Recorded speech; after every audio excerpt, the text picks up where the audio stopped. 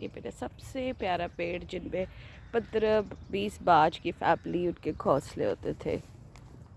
कौन यहाँ पे कोई डेवलपमेंट होनी होगी इंसानों के लिए कुछ होना होगा, रब जाने। उसमें हम हमारी आंखें बिल्कुल, कान बिल्कुल बंद है उस तरफ, क्योंकि ये साबित हो गया है कि हम इंसानों की नीड्स कभी ख़त्म नहीं होगी।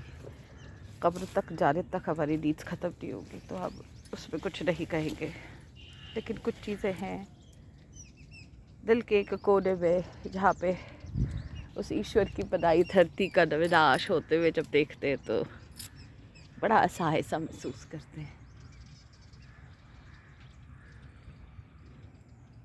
हमारे हाथ में सिर्फ इतना है कि यहाँ रह रहे जीव जंतु की जान माल ना हो, उसकी कामना करते हैं, उसके लिए कदम बढ़ाते हैं। रिहायशी सबकी होती है, आपकी भी हमारी भी। हमारा हक वहाँ होता है जहाँ हम ख़रीद लेते हैं कुछ चीज़ों को, ख़रीद।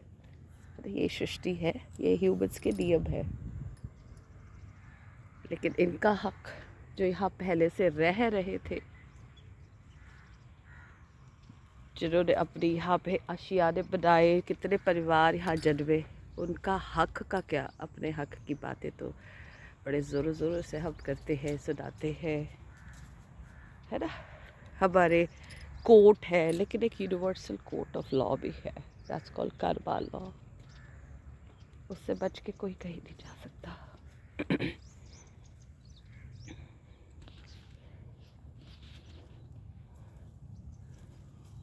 एक महान संत से एक सत्संग सुनी थी कि भीष्म पितामह 6 महीने बाड़ों की शैया पे तड़पे, उनकी जान नहीं निकली।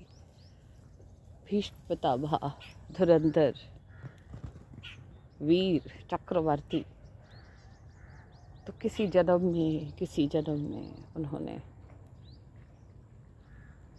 एक सांप को मारकर सूली से टांग दिया, और वो सांप कई दिनों तक तड़प तड़प के मरा। अब आप तो कुछ भी नहीं है सबके सामने।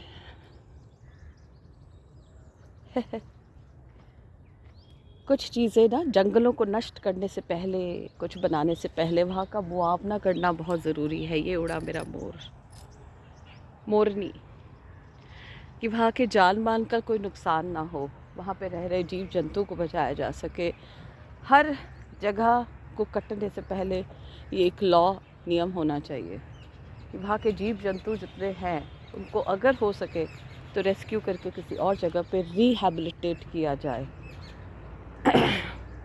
इस पे कौन सा लॉ काम करता है? ह्यूमैनिटी। वो 4 दीवारी सीटों पे बैठ बैठ के कुछ नहीं होता है। ये जो ऐसे चलना पड़ता है पैदल, ये देखने के लिए कि कोई कटा तो नहीं, कोई मरा तो नहीं। कटे तो पेड़ हैं, मरे भी अनगिनत छोटे छोटे होंगे।